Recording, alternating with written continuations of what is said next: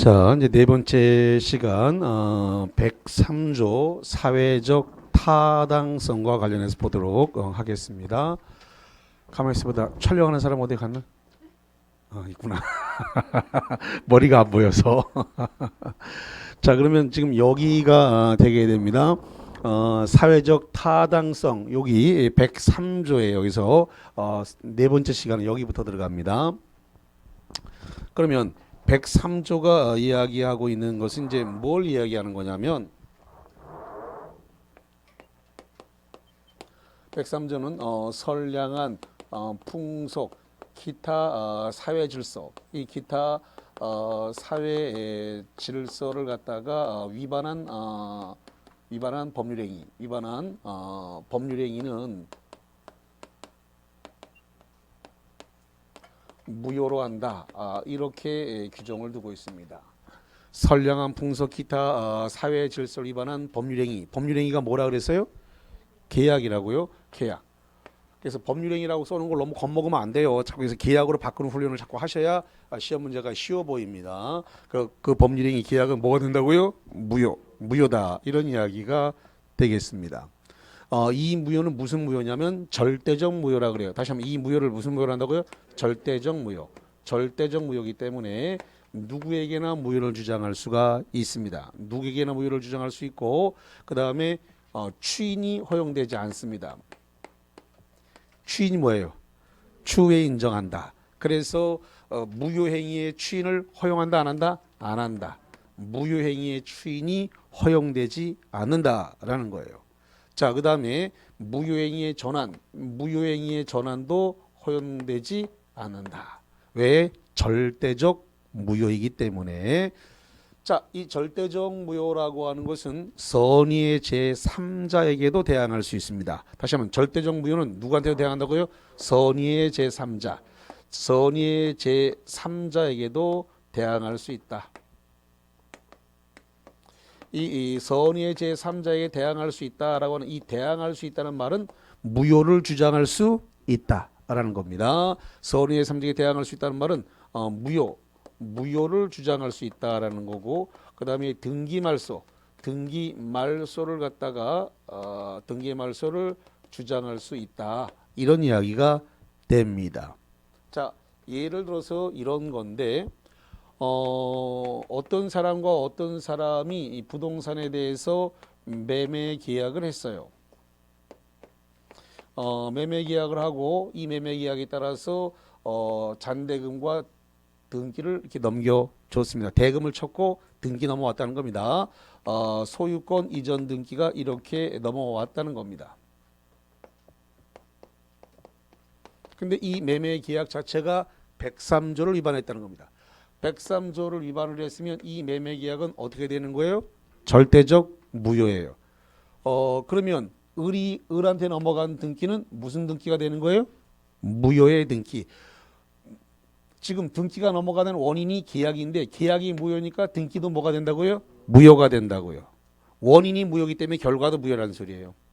그래서 103조 선량한 풍속 기타 사회질서를 위반한 계약이기 때문에 이 매매 계약이 그런 걸 위반한 계약이기 때문에 그걸 원인으로 해서 등기 이전됐으면 이 등기도 무슨 뭐가 된다고요? 무효. 절대적 무효이기 때문에 소유권 취득하지 못한다라는 겁니다. 그런데 등기부를 띄워봤을 때 이 등기부에 무효라고 하는 건 나오지 않는다는 거예요. 등기부를 띄면 그냥 소유권이 누구 거냐만 나오지 무효인지 유효인지 이런 건 전혀 언급되질 않아요. 그래서 등기부를 띄워보니까 을 것처럼 보이고 을이 점유하고 있으니까 을일 거라고 믿었어요. 그래서 이거를 갖다가 매매를 원인으로 해가지고 병이 사왔어요. 그래서 병이 매매를 원인으로 해서 이렇게 소유권 이전이 되는데 이 병이 선의라는 겁니다. 선의의 뜻이 뭐예요?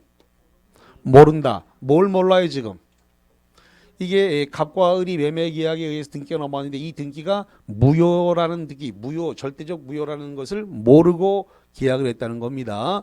그랬을 때 선이든 악이든 따질 필요가 없습니다. 이건 선일지라도 등기가 이렇게 선의의 제3자에게 넘어왔다 하더라도 선의의 3자에게 뭐 할 수 있다고 써놨어요? 대항할 수 있다. 대항을 할 수 있다는 말은 선의의 3자에게 무효를 주장할 수 있다. 아울러 등기를 말소시킬 수 있다. 그래서 병 앞으로 넘어간 등기를 이걸 말소시킬 수 있다. 그래서 이 등기를 말소시킬 수 있다. 이게 선의의 제3자에게 뭐 할 수 있다고요? 대항할 수 있다 라는 뜻이 됩니다. 이게 이제 103조에서 문제가 되는 부분은 이게 이행 전이면 이행할 필요가 없고, 다시 한번 이행 전이면 뭐 할 필요가 없다고요? 이행할 필요가 없다. 이행하기 전, 이행하지 않았다. 이행하기 전이면 이행하기 전이면 이행할 필요가 없어요. 근데 이미 이행을 해버렸어. 이제 이게 문제입니다. 이행을 이미 해버렸다는 겁니다. 이행을 해버렸을 때가 문제가 돼요. 그러면 103조를 위반하게 되면 뭐가 따라오냐면 746조가 뒤따라와 버려요. 뭐가 따라온다고요? 746조. 746조를 불법 원인 급여라고 불러요. 뭐라 본다고요? 불법 원인 급여.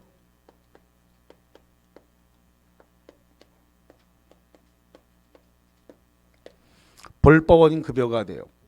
자, 불법 원인 급여는 부당이득 반환 청구를 허용하지 않습니다. 다시 한번 불법 원인 급여에 해당된 것은 부당이득 반환 청구를 허용하지 않는다.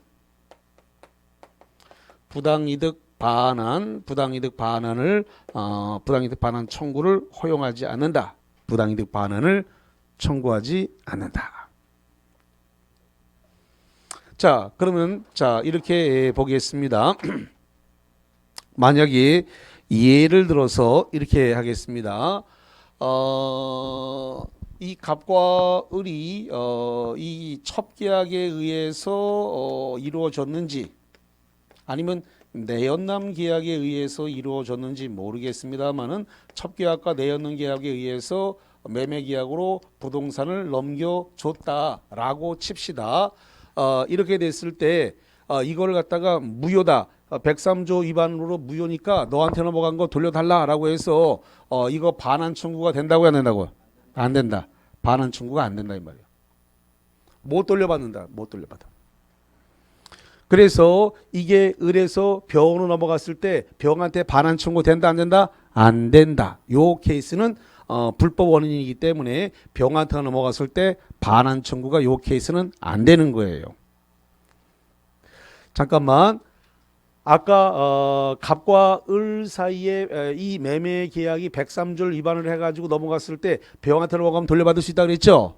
근데 그 원인이 계약의 원인이 반사회적 원인에 의해서 이루어진 것이라면 746조가 따라와서 불법원인 급여가 되니까 반환 청구가 안 되니까 3자한테 넘어간 건 돌려달라 할 수 있다 없다? 없다. 그리고 만약에 3자한테 안 넘어가고 을이 갖고 있다 하더라도 반환 청구 된다 안 된다? 안 된다. 갑이 을한테 아파트를 사줬는지 오피스텔을 사줬는지 첩계약 내연남 계약에 의해서 자동차를 사줬는지 오피스텔을 사줬는지 뭘 사준 게 있다면 이거 첩계약 내연남 계약을 끝내놓을 거니까 돌려달라라고 반환 청구 된다 안 된다? 안 된다는 거예요. 그걸로 반환 청구가 안 된다 이렇게 돼 있으니까 매우 주의해서 봐야 한다는 겁니다. 자, 만약에 된다라고 한다면은 사회에서 불법을 조장하는 역할이 되어버리기 때문에 못 돌려받아야 정상이 되는 겁니다. 자, 그러면 거기 한번 봅시다. 46페이지 맨 밑으로 가서 하단부 4번에 사회적 타당성이라고 하는 말이 나왔어요. 103조. 선량한 할 때 선 동그라미, 풍속, 풍 동그라미, 기타, 기. 뭐가 나왔어요? 선풍기가 나왔어요. 선풍기 사회 질서에 위반한 사항을 내용으로 하는 법률행위는 무효다. 무효인데 무슨 무효다? 절대적 무효다. 라는 이야기가 되겠습니다. 자, 그 다음에 47페이지로 가서 중간에 2번 반사회적 법률행위의 판단식인데 형 옆엔 법률행위 성립 당시가 기준이다. 언제를 기준으로 한다고요? 법률행위 성립 당시가 기준이다 라고 하는 거 여기입니다. 법률행위 이 법률행위가 성립될 당시를 기점으로 나중을 위반했냐 라고 문제가 되는 게 아니라 계약을 할 당시 그때 당시예요. 법률행위시 기점이기 때문에 그래서 법률행위가 성립될 당시를 기점으로 해서 103조를 위반했냐 안 했냐 이걸 따지는 거다. 나중은 문제되지 않는 거예요. 예. 그래서 그 2번 동그라미에 그런 말을 써놨네요. 선량한 풍속 기타 사회질서가 부단히 변천하는 가치관념으로서 어느 법률행위가 위반하는지를 민법 103조에서 무효인지는 법률행위가 뭐라고요? 이루어진 때, 그 계약행위가 이루어진 때를 기점으로 해야 된다. 이렇게 되어 있습니다. 자, 그 다음에 47페이지 맨 밑에 내려가서 그런 말이 나와 있습니다. 거기 양가로 2번부터 볼게요. 반사회적 법률행위의 판단 기준이라고 하는 말이 등장하는데, 실제 법률행위 내용 자체가 반사회적인 성질을 띠는 경우. 두 번째, 반사회적 조건이 불법이다. 조건이 불법이면 조건만이 아니라 법률행위 전체를 다 무효로 합니다. 다시 한번, 조건이 불법이면 조건만이 무효가 아니라 법률행위 전부를 다 뭐로 한다고요? 무효. 다시 한번, 조건이 불법이면 조건만이 무효가 아니라 법률행위 전부를 다 뭐로 한다고요? 무효. 그 다음 세 번째, 금전적 대가가 결부됨으로써 반사회적 법률행위가 띈다라는 거. 자, 예를 들어서 이런 겁니다. 허위 진술을 해주는 대가로 금전을 주겠다. 이렇게 되면 그것이 반사회적 법률행위가 되는 거예요. 법정에 가서 허위 진술을 해주는 대가로 금전 준다라고 하면 뭐가 된다고요? 반사회적 법률행위가 된다고요. 자, 그 다음에 넷째, 표시된 법률행위가 동기가 반사회적 법률행위다. 동기의 불법. 그 밑에 보니까 2번 동그라미 동기의 불법이란 말이 보이죠? 예, 거기다가 별표를 치고 형광펜 제목을 동기의 불법.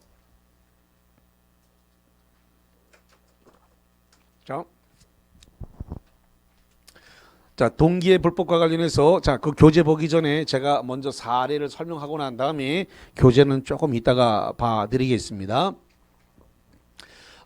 길거리를 이렇게 지나가다가 보니까 건물에 임대 이렇게 쓰여져 있더라 이거죠. 조그맣게 현수막 째매하게 해서 임대 이렇게 해가지고 쓰여져 있고 전화번호 이렇게 들어 있어요. 그래서 어떤 사람이 그 조그만 현수막을 보고 전화를 이렇게 했습니다. 건물 임대해 놓는다라고 해가지고 전화했는데요 라고 해가지고 지금 임대인을 만났습니다. 임대인을 만났는데 그 임대인이 임차인에게 어떤 용도로 이 건물을 쓸 겁니까? 라고 물어보지를 않고 뭐 보증금 얼마에 월세 얼마다 이렇게만 얘기하길래 임차인은 그냥 그대로 그냥 임대인이 안 물어보니까 임차인도 아무 말 없이 그냥 계약을 해버렸어요.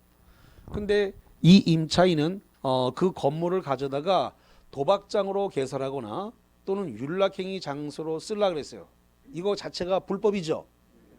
윤락행위 장소로 사용하거나 도박장을 개설하려고 하는 것 자체가 불법이에요.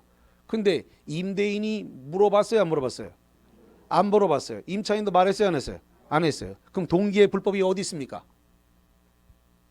동기의 불법이 어디냐면 임차인 마음속에만 있는 거야. 외부에 표시되거나 알려졌다, 안 알려졌다? 안 알려진 거야. 그럼 동기의 불법은 마음속에만 있는 거예요, 지금 현재.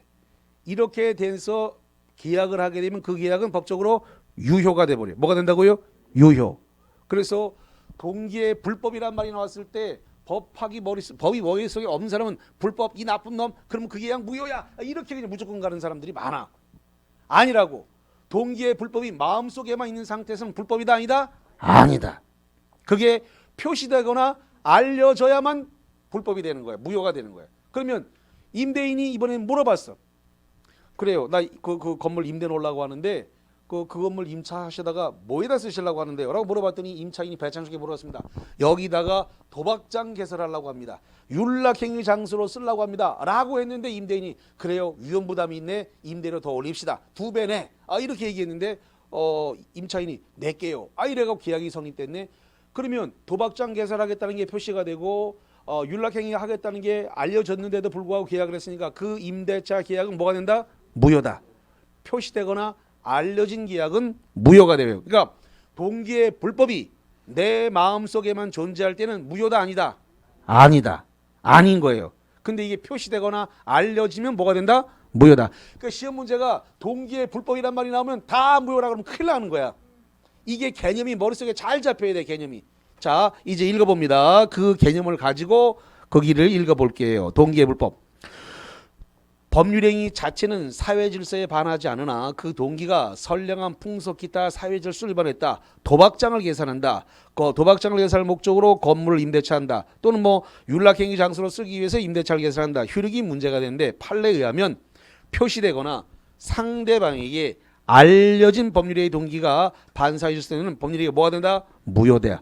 그러면 임대인도 안 물어보고 임차인도 안 물어본 상태에서 계약을 했다면 그 계약은 뭐가 된다고요? 유효. 그러니까 그걸 조심하셔야 돼. 그러니까 동기의 불법을 보자마자 이 나쁜 놈 죽일 놈 이러면서 무효 이렇게 하지 말고, 그래서 어떻게 주느냐에 따라 컨디션 조건을 어떻게 주느냐에 따라서 맞을 수도 있고 틀릴 수도 있어요. 그러니까 동기의 불법을 보자마자 디립다 그냥 무효로 몰고 가지 말고. 많어 무조건 그냥 무효라고 몰고 가는 사람들. 자, 그래서 거기를 그렇게 봤습니다. 그 다음에 한 장 넘겨서 48페이지로 갑니다.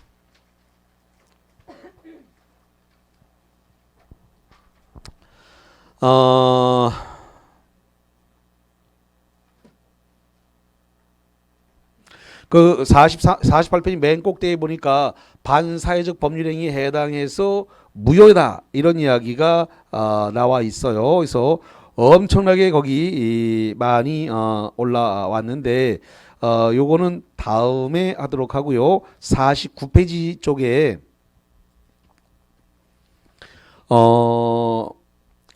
몇 개만 할게요. 몇 개만. 자, 그러면 49페이지 맨 밑에 양가로 1번에 이중매매했다는 말이 나왔습니다. 뭘 했다고요? 이중매매. 이중매매에서 적극 가담했다. 거기를 빨간색 형광펜, 거기 형광펜 있으면 주황색 같은 걸로 한번 쳐보세요. 거기 적극 가담했다라고 하는 말. 48페이지에 있어요. 48페이지에 양가로 1번에 이중매매에서 제2매수인이 뭐 했다고요? 적극 가담했다. 거기서 가장 중요한 말은 적극 가담했다는 말이 포인트예요. 다른 거 안 봐도 돼. 어느 게 포인트라고요? 시험 문제 전체가 다 틀리는 게 아니라 핵심적 단어를 보는 눈을 길러야 돼요. 핵심적 단어. 거기서 핵심적 단어는 뭐라고요? 적극 가담이에요. 그러면 시험 문제가 민법 총칙이든 물권법이든 채권법이든 민사특별법이든 적극 가담이란 말이 보이기만 하면 그것은 103조 위반이 됩니다. 뭐가 보이면 103조 위반이라고요? 적극 가담. 거기가 파트 불문입니다. 그러니까 그게 총칙이 민법 총칙이냐 물권법이냐 채권법이냐 민사특별법이냐를 불문하고 적극 가담했다는 용어가 시험 문제가 붙으면 그건 103조 위반으로 가는 겁니다. 그래서 무효가 돼요. 뭐가 된다고요? 무효. 이 내용은 나중에 따로 정리하겠습니다. 이중매매에 관해서는. 자, 그 다음에 어디를 보시냐면은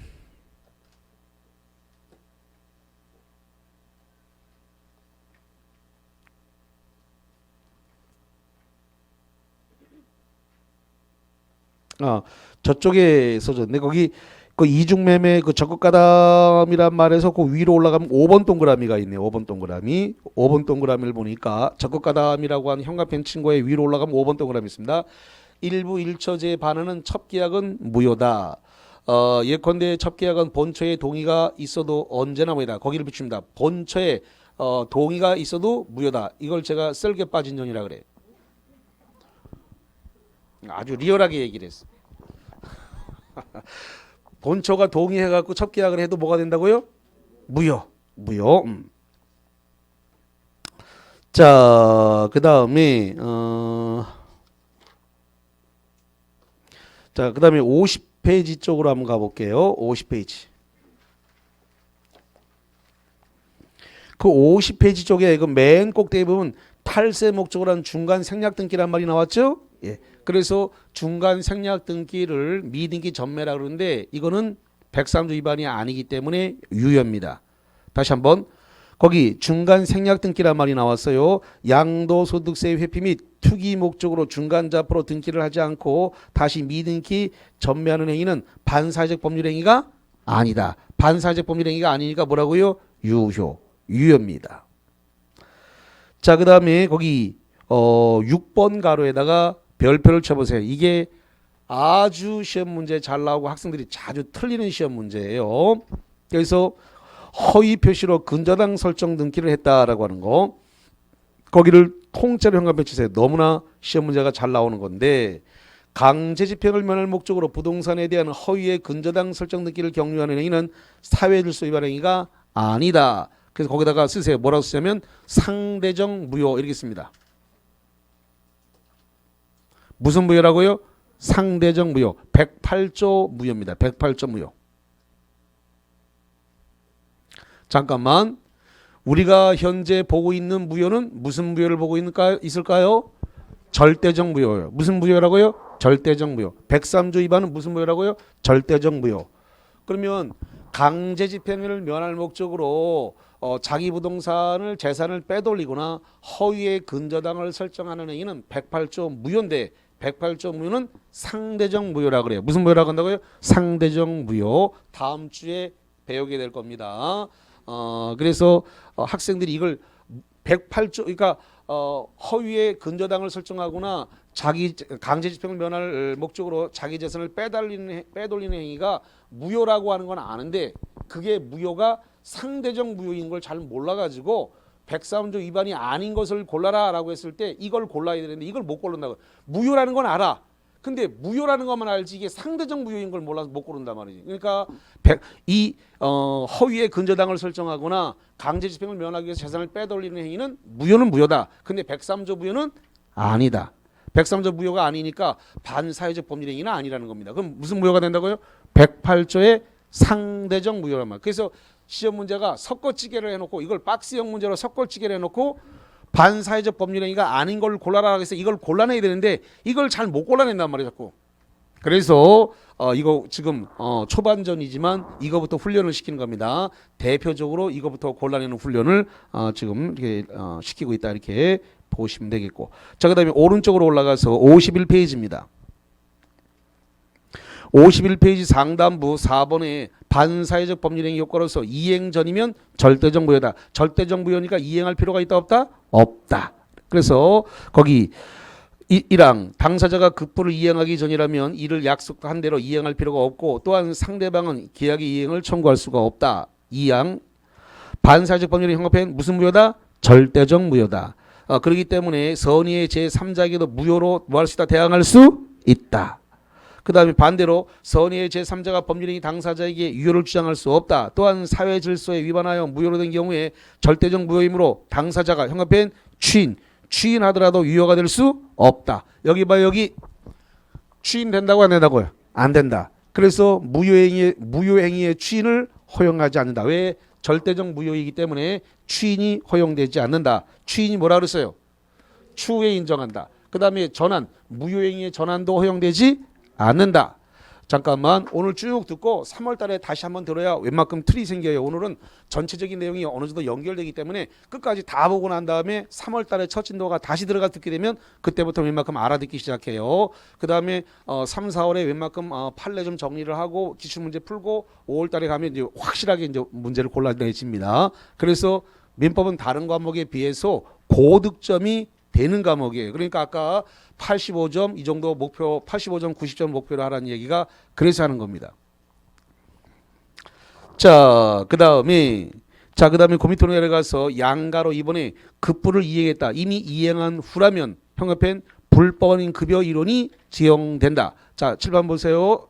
여기 이행 전이면 이행할 필요가 없지만 이미 이행했으면 746조가 뭐라고요? 불법 원인 급여. 불법 원인 급여가 되기 때문에 준 것이 있다면 지급한 것이 급여한 것이 있다면 부당이득 반환 돌려달라고 할 수 있다 없다? 없다. 그거예요. 746조 그게 불법 원인 급여가 문제가 된다. 그 밑에 심화학습 민법 746조 불법 원인으로 인하여 재산을 급여하거나 노무를 제공한 때는 급여자는 부당이득으로 그 형법엔 부당이득으로 그 이익에 반환을 청구할 수 있다 없다? 없다. 없다. 못 돌려받는다. 형법엔 쫙 빨르면 되겠습니다. 그래서 내연녀에게 아파트, 오피스텔, 자동차 사준 거 있으면 돌려받을 수 있다 없다? 없다. 그걸 팔아먹었다 하더라도 찾아올 수 있다 없다? 없다. 이런 이야기가 되는 거예요. 자, 그 정도까지 정리한 상태에서 프린트물 좀 봅시다.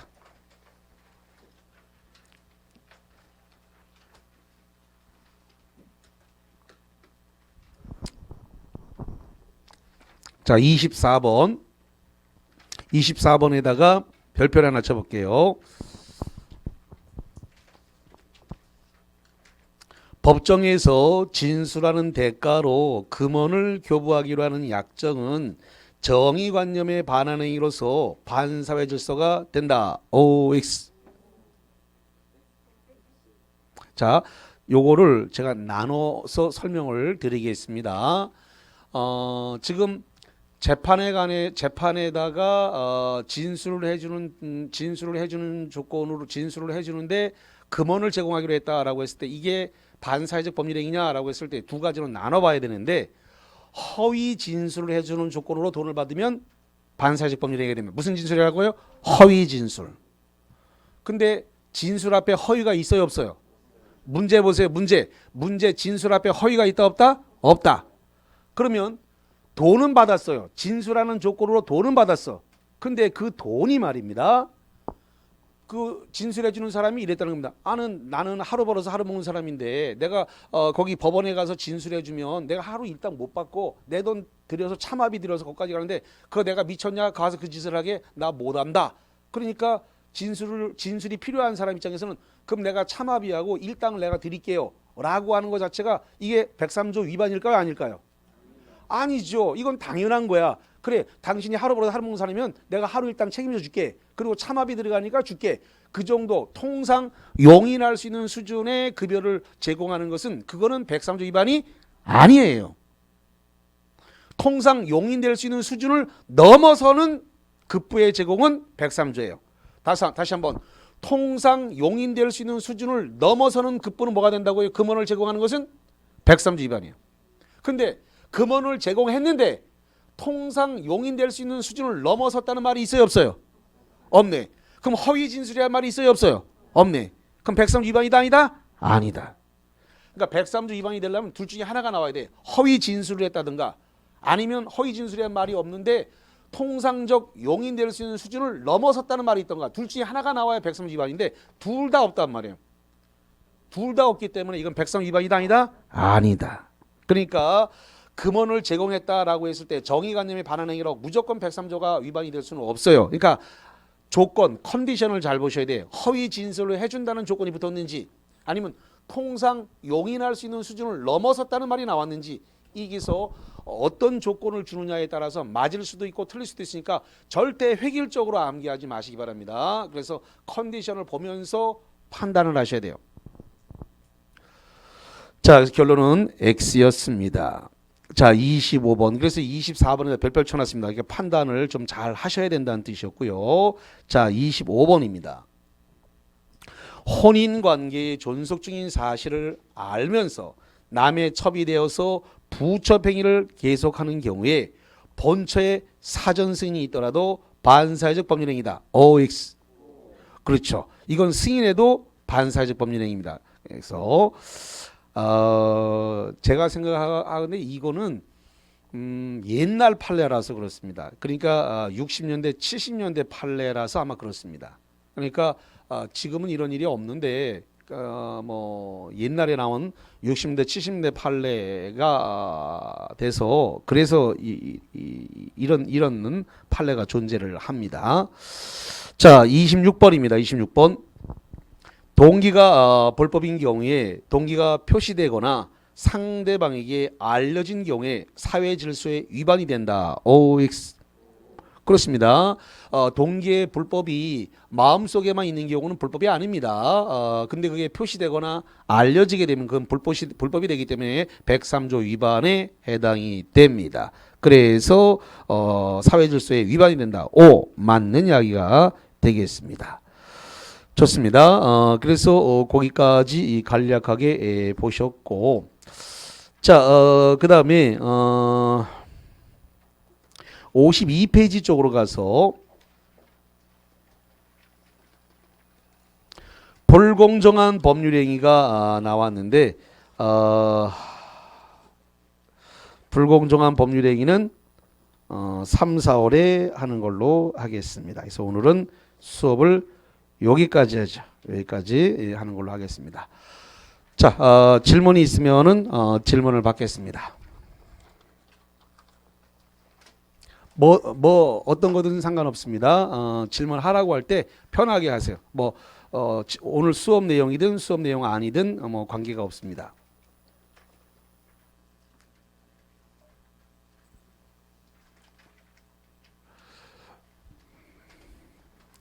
자, 그러면은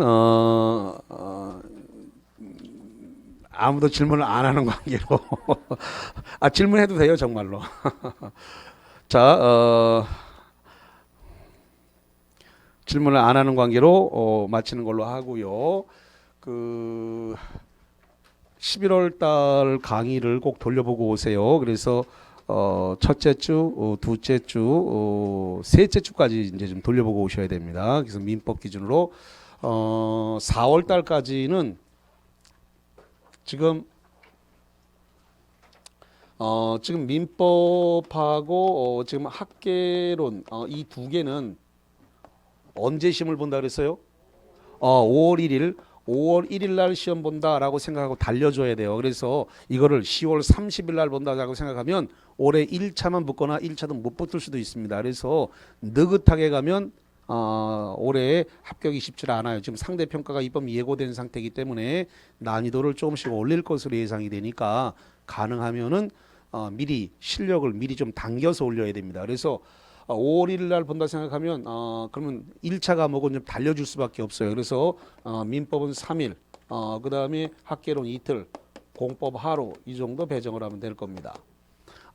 중개법령이나 공시세법은 5월 달 이후에 배정을 해도 늦지 않습니다. 그러니까 수업 빠지지 말고 중개법령이나 공시세법은 노트 한 거 위주로 가서 집에 가서 한 2~30분 노트 필기한 거 이렇게 반복해 주면 될 것 같아요. 자, 그래서 다음 주에 민법 3주차까지 좀 쭉 돌려보고 오시기 바랍니다. 여기까지 합니다. 수고하셨습니다.